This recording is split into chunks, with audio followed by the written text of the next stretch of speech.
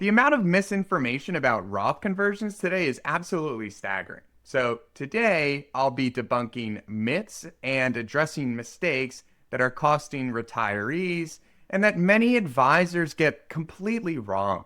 I'm Bob Wolfe, certified financial planner and IRS enrolled agent. Here's exactly what we're covering and why missing any section could cost you money in the future if you're considering Roth conversions. Number one, the break-even myth that's causing people to think inappropriately about Roth conversions. Why the math everyone uses is solving the wrong problem entirely. 7 conversion mistakes that compound this confusion. The real framework for determining if conversions make sense. And the specific scenarios where conversions hurt you, something that most people won't tell you. Missing any of these pieces could mean paying more taxes than you need to in retirement.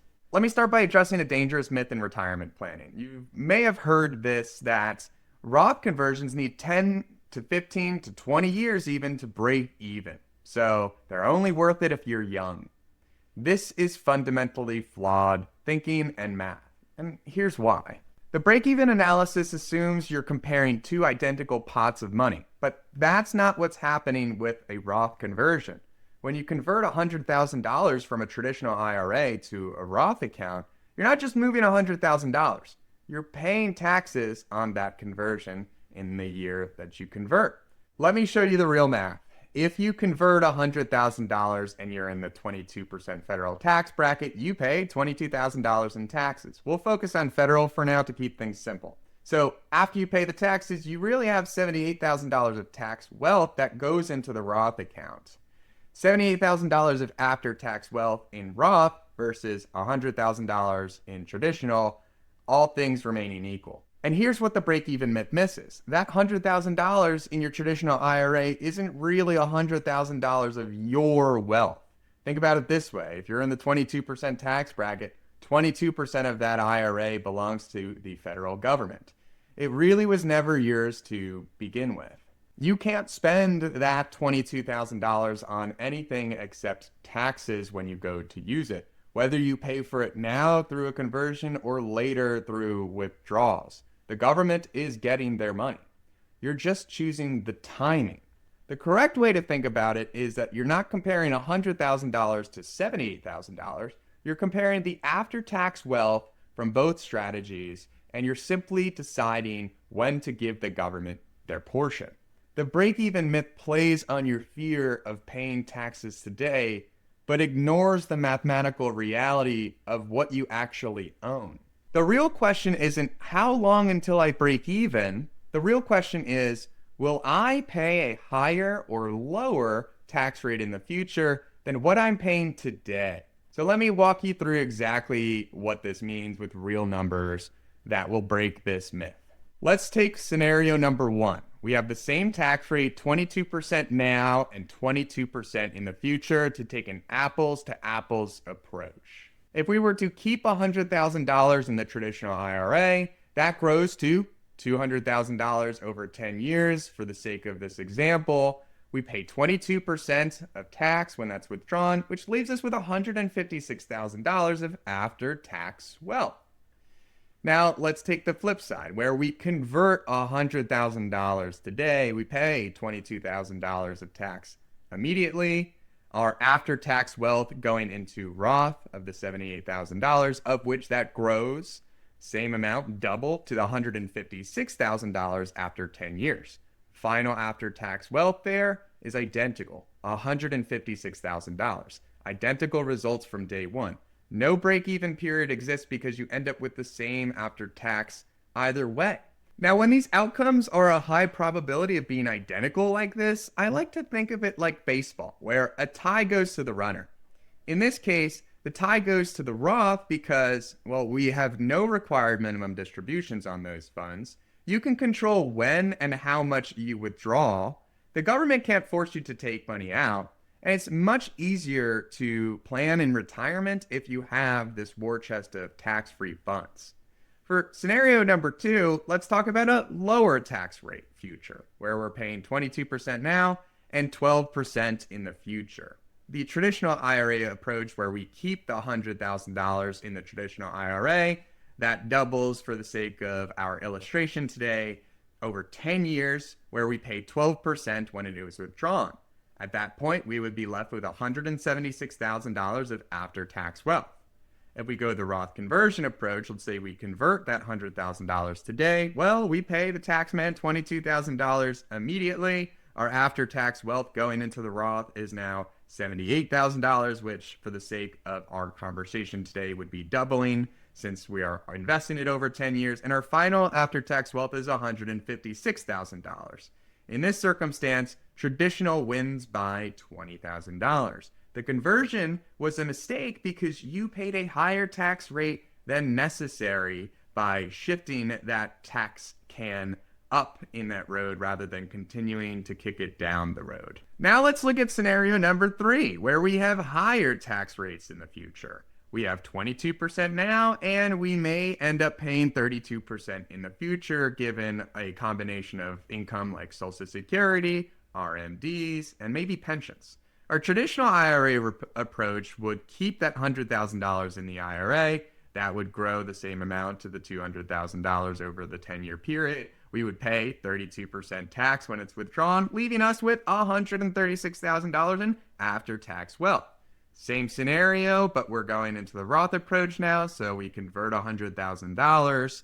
We pay $22,000 in tax immediately. Our after-tax wealth going into the Roth account is now $78,000. That doubles over the time period to $156,000. Now, in this circumstance, the Roth wins by $20,000. The conversion was brilliant because you locked in a lower tax rate.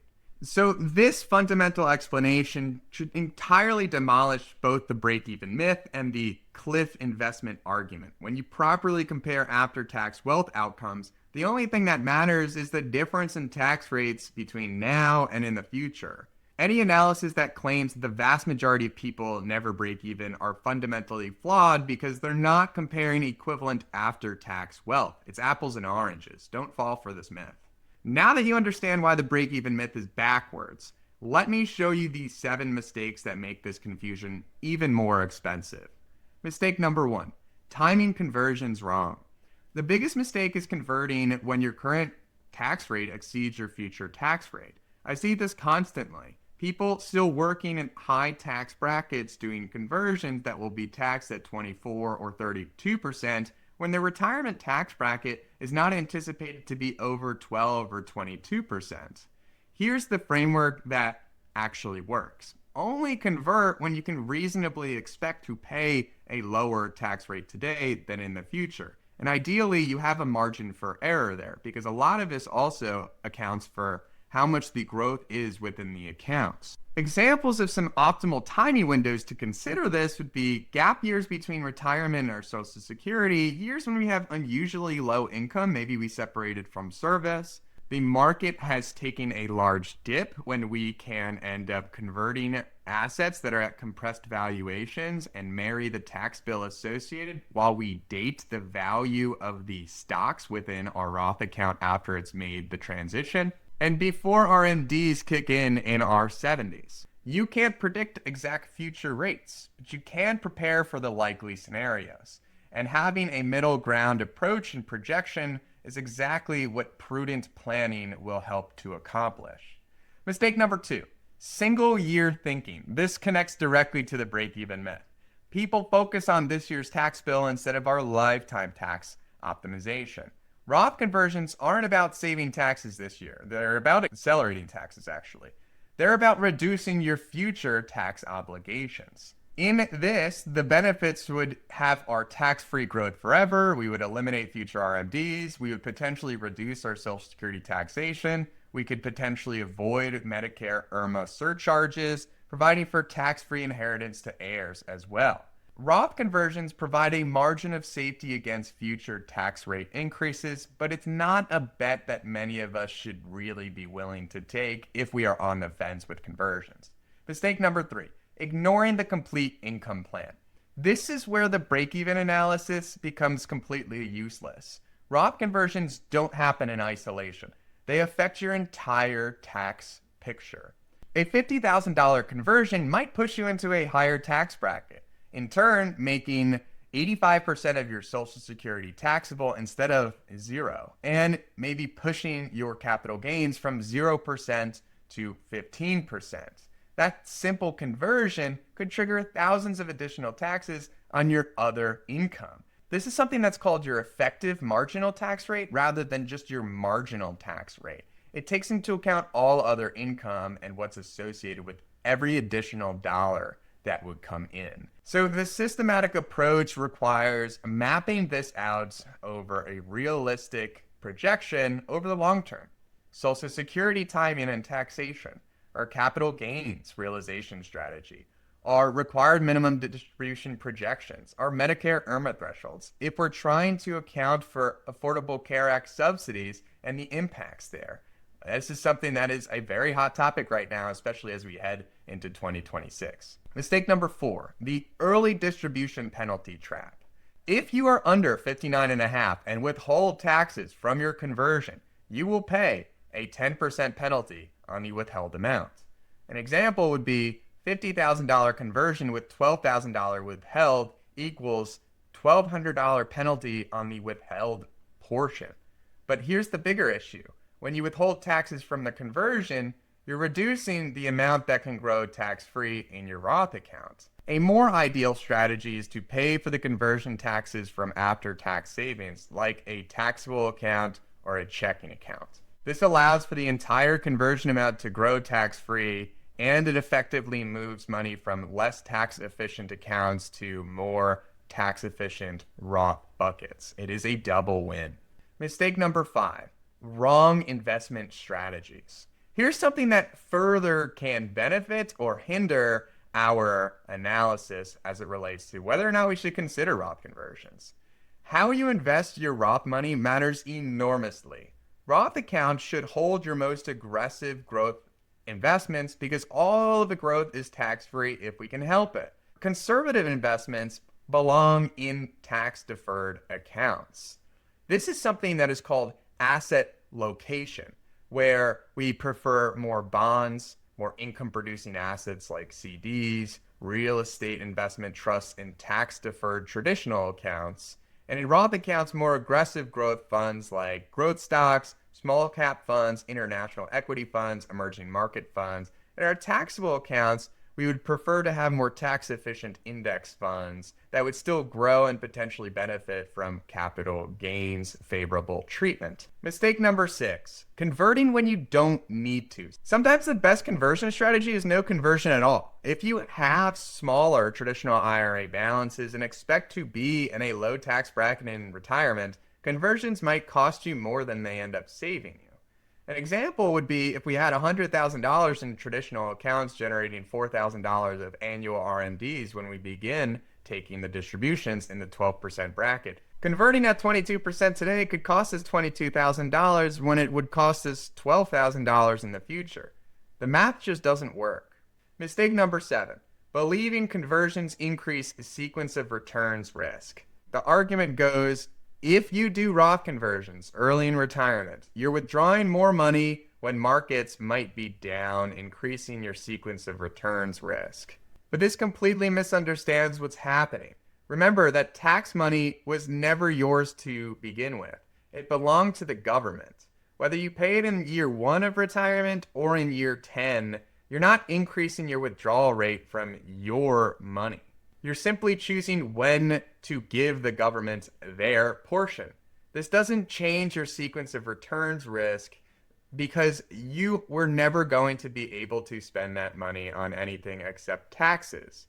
In fact, by doing conversions early, you might actually reduce sequence risk because you eliminate the uncertainty of future tax rates and required minimum distributions. The one caveat I will say about sequence of returns risk here is that going back to our analogy of marrying our tax bill and dating the valuation of the assets that are converted, if we are to be very, very conversion happy in a short period of time, well, we might end up getting to a point where we think that the markets will end up returning a steady amount of return over the long term. And we all understand that there are many ebbs and flows over a long period of time, and anything can happen in a short to intermediate term.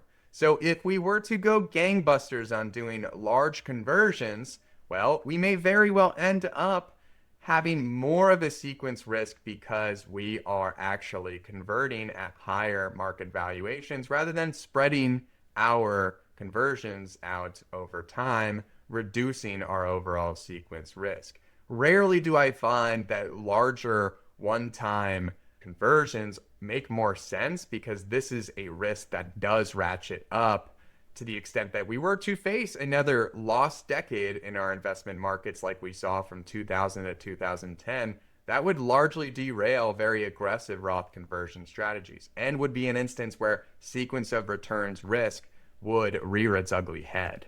Now that you understand why the break-even myth is backwards and what mistakes to avoid, here's a systematic framework that I would encourage you to use to determine whether or not conversions make more or less sense for you.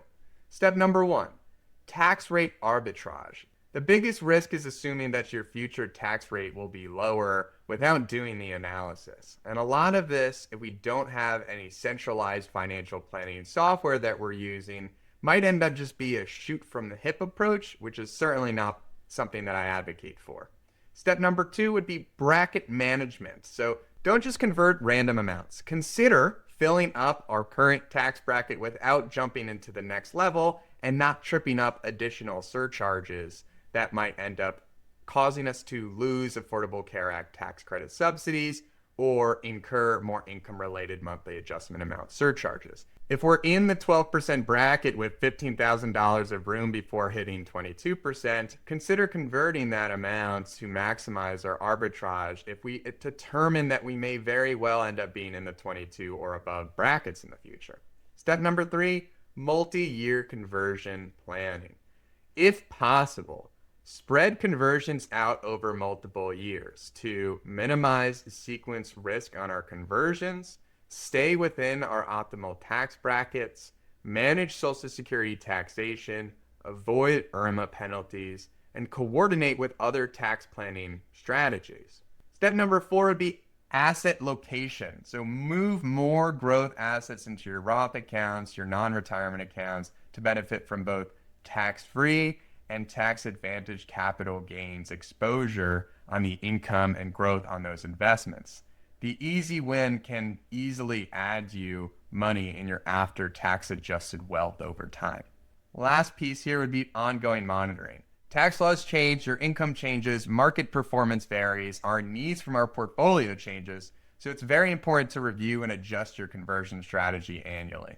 Now let's talk about when conversions hurt you. Let me be completely honest with you about when conversions are a mistake, because this is what separates real analysis from advisor sales pitches. You should be very wary of converting if your current tax rate exceeds your expected future rate. If you have smaller traditional balances with manageable future RMDs, you need current tax deductions to manage your bracket. You can't pay conversion taxes from other sources. You're in a temporary high income year. And be cautious if you're still working in high tax brackets, you have significant pension income starting soon, you're close to Medicare or Affordable Care Act subsidy thresholds, you have major expenses coming that could lower future income. One real opportunity that I consistently find with individuals that have lower levels of income that is being missed is not fully utilizing our standard or itemized deduction to offset the equivalent amount of ordinary income. That is a very good tip that we should consider if we have a particularly low income year, to be making sure that we are soaking up at least as much of our deduction allows us to. So here is your step-by-step implementation framework. Number 1, calculate your current marginal tax rate, including state taxes. Number 2, project your retirement tax rate based on all income sources. And if you anticipate retiring to a zero state tax state, well, make sure to include that in the analysis. This month, what we can do is map out your complete retirement income timeline, identify your optimal conversion window, usually gap years, and we can calculate your annual bracket capacity for conversions, if that even makes sense for you. As an ongoing strategy, we would look to implement proper asset location in all of our accounts. This is not the set it and forget it simple approach. 2, execute bracket managed conversions during our optimal years if we determine that it would be optimal, and monitor and adjust based on tax law and income changes. Advanced considerations here would be to coordinate conversions with tax loss harvesting, time conversions around Social Security claiming decisions, and plan conversions to minimize Medicare, IRMA impacts, and Affordable Care Act subsidy impacts. Remember, Roth conversions are powerful tools, but like any tool in the tool belt, they can cause damage if they're used incorrectly. The framework I've shared eliminates the guesswork and focuses on what actually matters: the tax rate arbitrage and lifetime tax optimization. Don't let the break-even myth cost you in unnecessary taxes and foregone opportunities. Use this framework to make more informed decisions, to consider whether or not this makes more sense for you based on your actual situation, not outdated rules of thumb. If you're facing Roth conversion decisions before the year end and want to avoid these costly myths, feel free to find a time on my calendar and a link in the description below for a no obligation conversation to explore whether or not this may make more or less sense for your situation. And if this framework opened your eyes to the flaws in conversion myths and mistakes, share it with someone who's also going through these decisions. And until next time, thanks for watching, and I'll see you in the next one.